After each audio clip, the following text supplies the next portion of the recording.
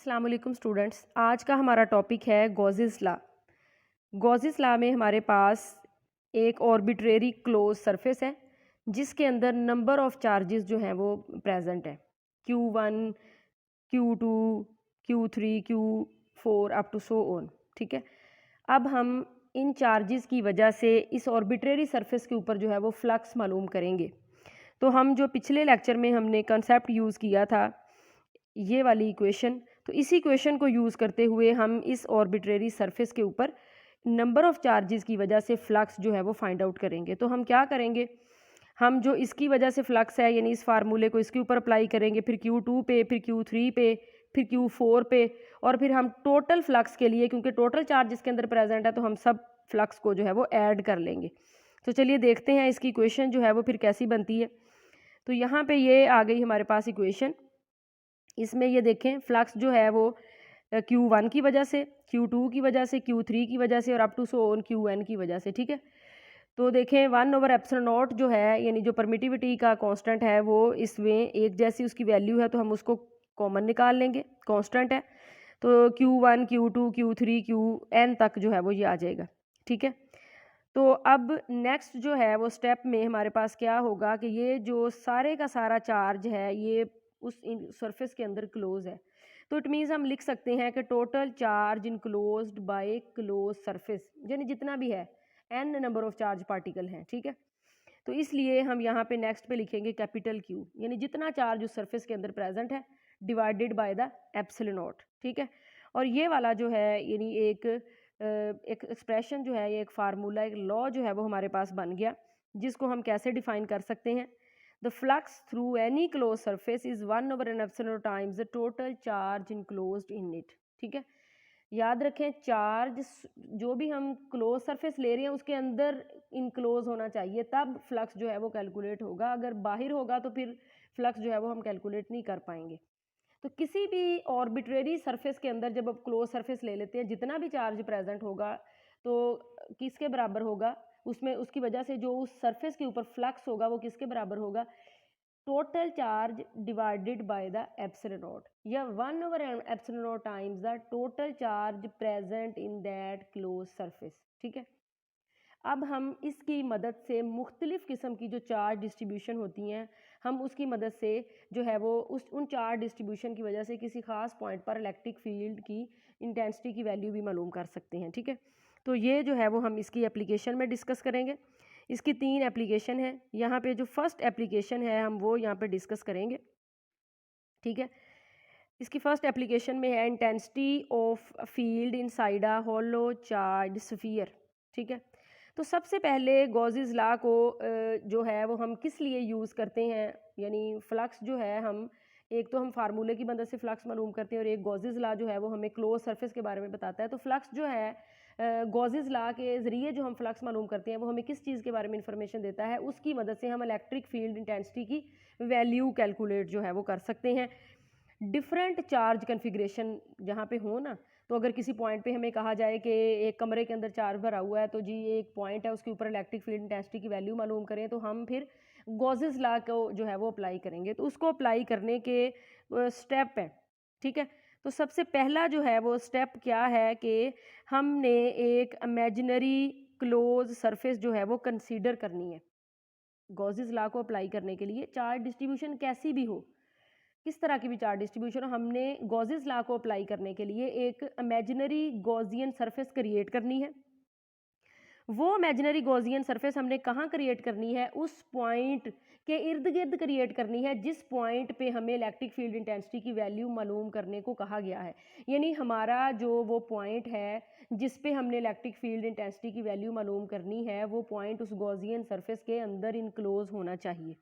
ठीक है, और इस सरफेस को हम क्या कहेंगे, गॉसियन सरफेस, और ये क्लोज सरफेस जो है वो हम लेनी है। ठीक है, उसके बाद हमने नेक्स्ट क्या करना है, उस गॉसियन सरफेस के ऊपर जितना चार्ज होगा वो कैलकुलेट करना है, क्योंकि गॉसियन सरफेस की मदद से आप जो फ्लक्स कैलकुलेट करेंगे वो है टोटल चार्ज पर एप्सिलॉन नॉट। ठीक है, तो आप सबसे पहले गॉसियन सरफेस क्रिएट करेंगे, फिर उस गॉसियन सरफेस पे जो चार्ज है आप वो मालूम करेंगे, और नेक्स्ट स्टेप में आप जो फ्लक्स है जो फाइंड आउट जो है वो आप फिर आप कर सकते हैं। ठीक है। तो ये कुछ स्टेप हैं, इनकी मदद से आप किसी भी डिफरेंट चार्ज डिस्ट्रीब्यूशन की मदद से आप इलेक्ट्रिक फील्ड इंटेंसिटी की वैल्यू मालूम कर सकते हैं। तो सबसे पहली एप्लीकेशन है कि हमारे पास एक चार्ज स्फीयर है, ठीक है, intensity of a field inside a hollow charge sphere. तो यहाँ पे हमारे पास एक चार्ज स्फीयर है, ये वाला जो है वो हमारे पास चार्ज स्फीयर है, ये वाला, ठीक है। और अगर देखा जाए तो इस चार्ज स्फीयर की आउटर सरफेस के ऊपर चार्ज है। याद रखें, जब भी आप किसी बॉडी को चार्ज करते हैं, यहाँ पे जैसे पॉजिटिव चार्ज है सारा, जब भी आप किसी बॉडी को चार्ज करते हैं तो उन पॉजिटिव चार्जेस के दरमियान कोलम की फोर्स प्रेजेंट होती है, जिसकी वजह से वो सारे के सारे चार्ज जो है वो सरफेस की तरफ जाने की कोशिश करते हैं, यानी जितना एक दूसरे से दूर जा सके जाने की कोशिश करते हैं, यहाँ तक कि उस मटेरियल की जो है वो आउटर सरफेस आ जाती है। अब वहाँ से तो वो जा नहीं सकते कहीं, इसलिए सारे के सारे चार्ज जो है वो फिर आउटर सरफेस के ऊपर जो है वो रह जाते हैं। तो इनसाइड दैट स्फीयर जो है वो फिर कोई चार्ज नहीं रहता, ठीक है। और ये मैंने आपको इलेक्ट्रिक फील्ड की प्रॉपर्टी में भी बताया था कि इलेक्ट्रिक फील्ड की जो लाइंस होती हैं वो किसी भी जो आपने चार्ज मटेरियल की जब आप बात करें तो उसके अंदर से पास नहीं करती होती, ठीक है। तो ये भी आपने यहाँ पे पॉइंट याद रखना है। अब हमें क्या कहा गया है कि ये होलो चार्ज स्फीयर के इर्द गिर्द चार्ज है, ठीक है, और इसके अंदर एक पॉइंट है P, फॉर एग्जांपल ये पॉइंट है, इस पॉइंट के ऊपर आपने इस चार्ज की वजह से इलेक्ट्रिक फील्ड इंटेंसिटी की वैल्यू मालूम करनी है। तो हम क्या करेंगे, हम सबसे पहला स्टेप हम क्या करेंगे कि हम एक गॉसियन सरफेस क्रिएट करेंगे। तो यहाँ पे ये जो डैश कर्व की सूरत में है, ये एक गॉसियन सरफेस जो है वो हमने क्रिएट कर ली। एक्चुअल स्फीयर जो है वो उसका रेडियस जो है वो r है, और जो गॉसियन सरफेस हमने क्रिएट की उसका स्फीयर जो है वो r प्राइम है, और r prime is less than r, यानी उसके अंदर है। क्योंकि पॉइंट अंदर है तो हमारी गॉसियन सरफेस भी उसके अंदर ही आएगी, क्योंकि पॉइंट हमारी गॉसियन सरफेस के अंदर आना चाहिए, ठीक है, बाहर नहीं ले ली। यानी यहाँ पे गॉसियन सरफेस नहीं इस तरह क्रिएट करनी, हमने गॉसियन सरफेस जो है वो उसके अंदर क्रिएट करनी है, ताकि जहाँ पे हमारा चार्ज है मतलब वही वो उसके अंदर आए। अच्छा, उसके बाद जो है वो नेक्स्ट फिर हमारा स्टेप क्या होगा कि हम देखेंगे कि क्या इस गॉसियन सरफेस के ऊपर कोई चार्ज है, क्योंकि नेक्स्ट था कि गॉसियन सरफेस पहले क्रिएट कर ली फिर उसके ऊपर चार्ज देखा। तो गॉसियन सरफेस के ऊपर तो यहाँ पे कोई चार्ज नज़र नहीं आ रहा, क्योंकि चार्ज तो सारा आउटर सरफेस पे है, कोई चार्ज नहीं है। तो ये जो गॉसियस लॉ था वो क्या हो गया, वो ज़ीरो हो गया, क्योंकि कोई चार्ज नहीं है, चार्ज की वैल्यू ज़ीरो है। तो आप कह सकते हैं कि इसकी मदद से, यानी गॉसियस लॉ की मदद से जो आपने फ्लक्स कैलकुलेट किया वो ज़ीरो है।